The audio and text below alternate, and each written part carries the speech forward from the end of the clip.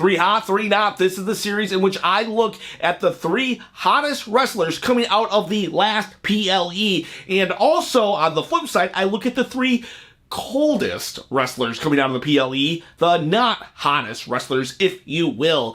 I am looking at Bad Blood. It seems like it was forever ago, but it was only last week. There was so much Bad Blood content out, I decided to wait until after the show, after the PLE, to see how the landscape is now. We're going to start with Jimmy Uso. I feel that Jimmy Uso is red hot at the moment, and you could say that The Rock did steal some of his thunder away from his return, but when you factor in SmackDown, you realize that Jimmy Uso is a very pivotal player right now in everything that is going on with the bloodline. So first off, he returns, and not only did he return, but he called the play. There's a moment in the match in which Roman is surprised that not only does he have somebody that is on his side, because he thought he was an island unto himself, a tribal chief without a tribe, and then he sees that he has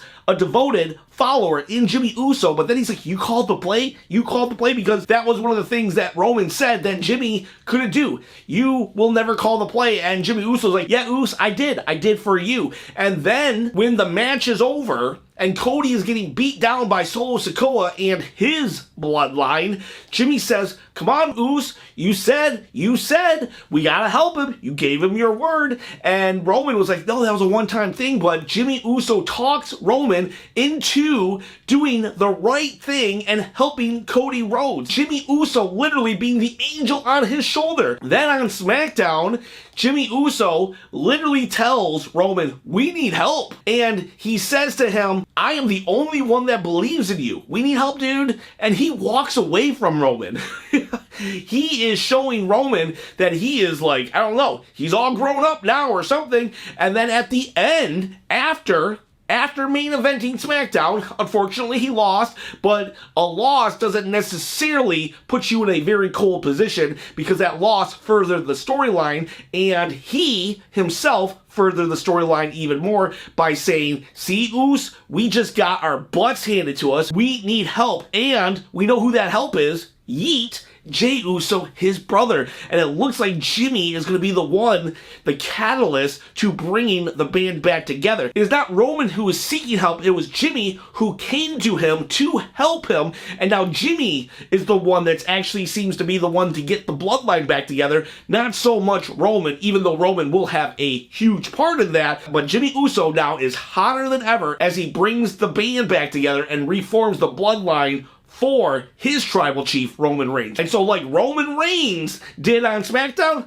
I acknowledge Jimmy Uso. Not hot, Finn Balor. This one pains me. I actually want Finn Balor to be pushed all the way to the moon. However, his status after the PLE and Raw, even though he didn't really have an appearance on Raw, but after all of that, I cannot deny that this guy is just like, he is ice cold, pretty much dead in the water, toe tagging all in the morgue. Finn Balor sucks right now. I think that since SummerSlam, Judgment Day, who has 5 people against 2, Rhea and Damian Priest, I think they got the upper hand maybe 3 times. Okay, well, they lost, so let's see what happens when we get to the PLE. And then guess what happens? Finn Balor loses again. He had 2 other people help him, JD McDonough and Carlito, and Damian Priest made it look easy. If you are trying to be a WWE superstar, please study Finn Balor's career and do everything the opposite of what he did. They have totally and utterly jobbed this guy out. I hope that the demon is the end goal for this, because that is the only way that what they have done to him is in any way, shape, or form redeemable. The next red hot thing is this belt right here. It is red freaking hot. Don't believe me? See? Told you so. And how do you get this belt? All you gotta do is comment below. Once you do, this could be yours, because I'm gonna pick a random commenter at 10,000 subscribers and give it away.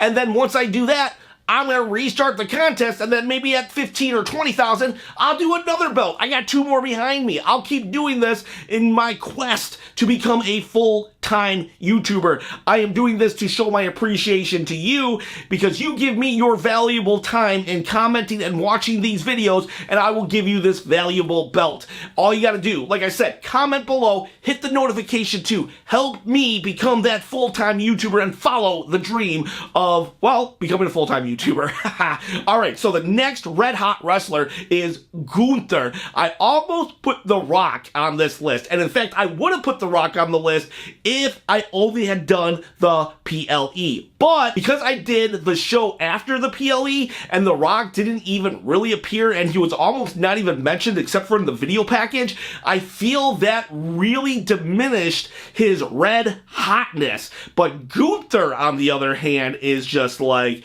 that dude is heating up fast. And Gunther, while he did not wrestle on the PLE, he did make his presence known and kind of got a lot of speculation and a lot of people talking that, are we going to have a Goldberg versus Gunther match? Because Goldberg was in the attendance in Atlanta and Gunther started trolling him in only the manner in which Gunther can do. Kind of that, like, I don't know, that smug, dry, arrogant troll Gunther makes a comment about how he wishes that Gunther was a better dad than he was a wrestler because he sucked as a wrestler.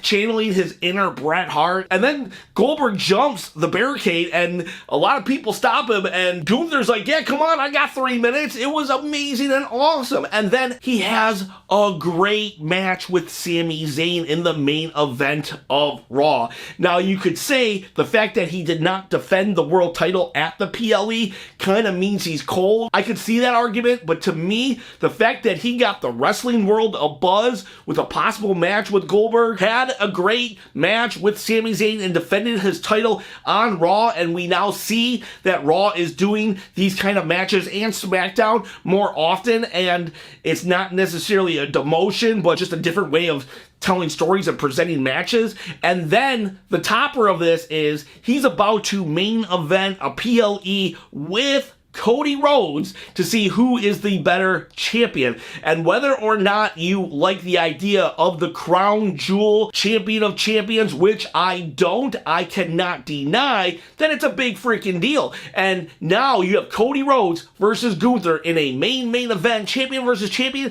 He is now on par. Gunther is in a main event on par with Cody Rhodes. And Cody Rhodes is like fighting The Rock, Roman Reigns, and all these people. And here Gunther is standing nose to nose with them after trolling Goldberg, defending his title with Sami Zayn, and now in the main event with Cody Rhodes.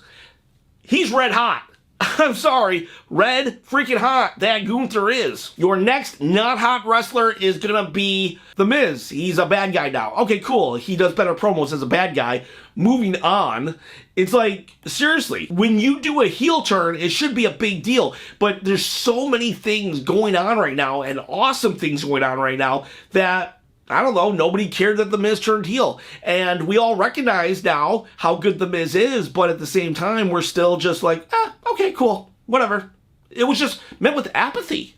And apathy is not good at WWE. The one thing you don't really want in the WWE is apathy. You want to be loved, you want to be hated. You don't want people not to care, and nobody really cared about his turn. Hopefully, though, they can change that, and he can get a couple of those fire promos that he does as a heel, but as of right now, he better do something because not hot indeed. Let me do another not hot one so we can actually end with a scorching hot wrestler. So our third not hot is going to be Solo Sikoa. Solo Sikoa lost 3 major matches in a row. He lost to Cody, and then he lost to Cody and Roman Reigns. Now you could be like, well, you know, those are like no slouches. And then he did beat Jimmy Uso, but I don't know. It just feels like, I don't know, you're trying to be the tribal chief and you can't win a match when it counts. It just, no, that makes him look weak. And by extension, he seems to be bringing Jacob Fatu down. Jacob Fatu is no longer this unstoppable beast when he's teamed up with Solo Sikoa. And Solo Sikoa is just bringing him down. And I feel he's bringing down the whole bloodline. Now, I will say this. That's where we're at right this second. But I think things will heat up real soon, and Solo Sikoa will also heat up real soon, because something that happened during Bad Blood, Solo Sikoa ran into the audience, and fan footage captured him saying, when The Rock returns, all part of the plan. On the plane. That gets overshadowed by Kevin Owens and what happened with him in the parking lot, but there was 2 fan footage things that happened that night to progress storyline. One was Kevin Owens, and we'll talk about him in a minute, and one was Solo Sikoa. And the fact is, if Solo really said it's all part of the plan, and it was meant to be seen by us, the fans, and The Rock is part of Solo's plan, or Solo is part of The Rock's plan, then Solo will get red hot again. But as it stands, those 3 losses have totally diminished any credibility that Solo has really gained over these last couple of months. His bloodline is just mid-card. When it's up against the main event, they're gonna lose. Sorry, Solo. And then the next hottest is gonna be Kevin Owens. I just alluded to Kevin Owens and something happening in the parking lot or fan footage. Well, never been done before. Fan footage captured a heel turn when no WWE cameras were rolling. After Bad Blood, Kevin Owens comes up to Cody Rhodes and just starts beating him up. And then on the next week on SmackDown, he says, I didn't turn on Cody, Cody turned on me, referring to Cody teaming up with Roman Reigns. And then he's now in a feud with Randy Orton, and Randy Orton was just trying to talk sense into him. Cody's trying to get at Kevin, Kevin's trying to get at Cody. Kevin is justified even, because for 4 years, at least 4 years, maybe 5 now, the Bloodline have been beating up Kevin Owens. And now Cody Rhodes, the person that you teamed with, your friend, he's teaming up with Roman, he's helping the original Bloodline. I would be mad too if I was Kevin Owens. He's justified in all this, and the fact that it happened when no cameras were on and just fan footage, it made the world talk. The Rock had just returned, right? We were all just super excited about The Rock, and when the night was over, what were we talking about? Kevin Owens. And that makes Kevin Owens the hottest wrestler right now, in my opinion. Maybe Jimmy Uso. Him or Jimmy Uso right now are the hottest wrestlers going, and that is a beautiful thing, because 3 months ago, Kevin Owens was like the mayor of Loser Town, taking pity championship matches from Cody Rhodes. Cody Rhodes had to beg him to take a match, and he had lost so many times, he was like, nah, I'm not even worth it. Not even Kevin Owens thought he was worth it. And now here he is, going to Cody Rhodes in a parking lot with no camera rolling and punking him out. Beautiful stuff there. Kevin Owens, red freaking hot. And you might have noticed 2 people absent from this list, and I'll tell you why. CM Punk, Drew McIntyre, they 100% deserve to be on the list. The reason why I'm not putting them on this list is because they have taken themselves off the board. After Hell in the Cell, they themselves said, you know what, we need time. Drew McIntyre is recovering, so he's going to be gone for a while. CM Punk says, I need to recover, so he's going to be gone for a while. So any red hotness that they acquired from the PLE, they are not going to capitalize on it right now, and they're going to wait. So they're in a pause, holding position with their red hotness. But make no mistake about it, when they return, they will be scorching hot, because that match was amazing and awesome. It made Hell in the Cell feel like Hell in the Cell, the demonic structure that it was meant to be. I'll just make it a whole new category and say the hottest match coming out of the PLE was Drew and Punk Hell in the Cell, because that was amazing stuff, and props to those guys. Hats off. Thank you so much for making the sacrifices for our entertainment. And guys, girls, let me know who you feel should be on the hot list, on the not list. Let me know, and also tell me if you like it better after the PLE or after the PLE and the show that comes after the PLE. Does that make sense? Guys, girls, have a great day.